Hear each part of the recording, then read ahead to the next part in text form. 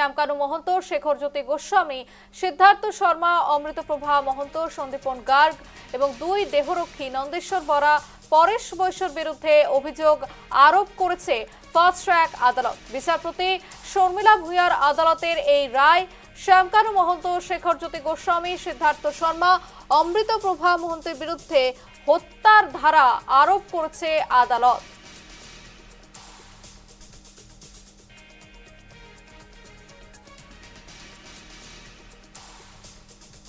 Sharmila ভূঁইয়াই ম্যাডামে charge গোটেইখিনি শুনি আজি সন্তুষ্ট হৈ দুই পক্ষৰ আৰ্গুমেণ্টত তেওঁ আমাৰ আসামীবিলাকৰ এগেইনষ্টে ভেৰিয়াছ ছেকশ্যনছত চাৰ্জ ফ্ৰেম কৰিলে মানে অৰ্থাৎ অহা তাৰিখৰ পৰা 8 জুনৰ পৰা তেওঁ দিন ধাৰ্য কৰিছে সাক্ষীৰ কাৰণে। এতিয়া আচল কেছটো চলিব, ট্ৰায়েল হৈ বুলি কয়, সেইখিনি ট্ৰায়েল 8 তাৰিখৰ পৰা চলিব। আজিৰ পৰা আৰু কোনো ধৰণৰ আৰু নেচেচেৰিলেছ হিয়াৰিং নাই। এতিয়া ডাইৰেক্ট আমি সাক্ষী লৈ যাম। 8 তাৰিখৰ পৰা দিন ধাৰ্য কৰা হৈছে, ডেইলি চলিব আৰু সেইমতে আমাক ডাইৰেকশ্যনো দিছে যে আমি যাতে সাক্ষীখিনি একেলগে লিষ্টখন দি দিওঁ, অনাৰেবল কোৰ্টে সাক্ষীখিনি সেইমতে মাতিব।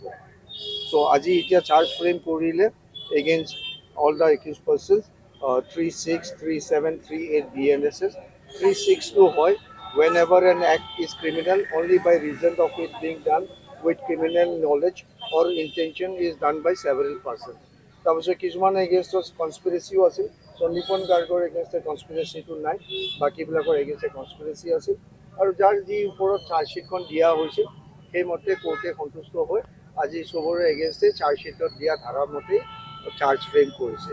অৰ্থাৎ পুলিচে ইনভেষ্টিগেট কৰাখিনি ঠিকে পাইছে, সেইকাৰণে চাৰ্জটো ফ্ৰেম কৰিছে আৰু আমাকো শুনিছিল, দুই পক্ষকো সেই পক্ষকো শুনিছিল, অৰ্থাৎ দুই পক্ষক শুনিয়ে চাৰ্জটো ফ্ৰেম কৰিছে আৰু আজি জেলত তেওঁলোকক ৰেড অভাৰ কৰি দিছে যে আপোনালোকৰ এগেইনষ্টে এই চাৰ্জ ফ্ৰেম কৰা হ'ল, আপোনালোকে দুখ স্বীকাৰ কৰে নে নকৰে। সেই অনাৰেবল কোৰ্টত তেওঁলোকে উত্তৰ দিলে যে আমি দুখ স্বীকাৰ নকৰোঁ, আমি ট্ৰায়েলৰ কাৰণে প্ৰস্তুত আছোঁ, আমাৰ এগেইনষ্টে ট্ৰায়েল চলিব লাগে। সেইকাৰণে অহা ডেটটো ধাৰ্য কৰিছে 8 জুন।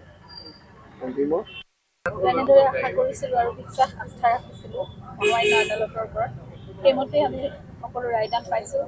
আৰু আজি মই সোমাওঁতেও আপোনালোকে সুধোঁতে মই এইটোৱে কথা কৈছোঁ যে ভগৱান যাৰ সত্যৰ পক্ষতে থাকিব আৰু সেই ধৰণে আমি বিচাৰ পাইছোঁ। আমাৰ সুদক্ষ প্ৰজিকিউশ্যন টীমে তেওঁলোকে খুব শক্তিৰে তেওঁলোকে যুঁজিছে আৰু যিখিনি তেওঁলোকে প্ৰতিষ্ঠা কৰিব লাগে সেইমতে আগবাঢ়ি গৈছে আমি বিচৰা মতে। সেইকাৰণে আমি খুব আশাবাদী এতিয়া আৰু বিশ্বাস ৰাখিছোঁ, আস্থা ৰাখিছোঁ ন্যায় ব্যৱস্থাৰ ওপৰত। আমি ন্যায় পামেই। যিখিনি দোষী আছে, যিখিনি চৰম শাস্তি যেনেকৈ পাব লাগে, যি বুলি অসমৰ সমগ্ৰ ৰাইজে আশা কৰিছে, সেইধৰণে আগবাঢ়িব। আৰু SRT দক্ষ অফিচাৰসকলে যিদৰে ইনভেষ্টিগেশ্যন কৰিছিলে সেইমতে আজি সকলোবোৰ ধাৰা যিদৰে আগতে লগোৱা হৈছিলে সেই ধাৰা অব্যাহত ৰাখিছে, সেইমতে আগবাঢ়িব এতিয়া বিচাৰ কাৰ্য। আৰু যেনেদৰে কামৰাজ ছাৰে কৈছে যে 8 জুনৰ পৰা সাক্ষী এই প্ৰক্ৰিয়া আৰম্ভ হ'ব। গতিকে অতি শীঘ্ৰে মই ভাবোঁ খুব সোনকালে এই সাক্ষী প্ৰক্ৰিয়া, আৰু সাক্ষী অৱশ্যে বহুত বেছি, কাৰণ 394 জনৰ ভিতৰত হয়তো তেওঁলোকে সম্পূৰ্ণ সাক্ষী নামাতিবও পাৰে, কিন্তু যিখিনি প্ৰয়োজন সেইখিনি তেওঁলোকে মাতিব। গতিকে এই প্ৰক্ৰিয়াটো অলপ দীঘলীয়া হ'ব। আমি ধৈৰ্যৰে বাট চাম, আশাৰে পুনৰ বাট চাম আৰু ভগৱান আমাৰ লগত থাকিব, ন্যায় ব্যৱস্থা আমাক উচিত ন্যায় দিব, সেইটো আমি আশা কৰিছোঁ। আৰু দোষীয়ে চৰম শাস্তি পাব, উচিত শাস্তি পাব।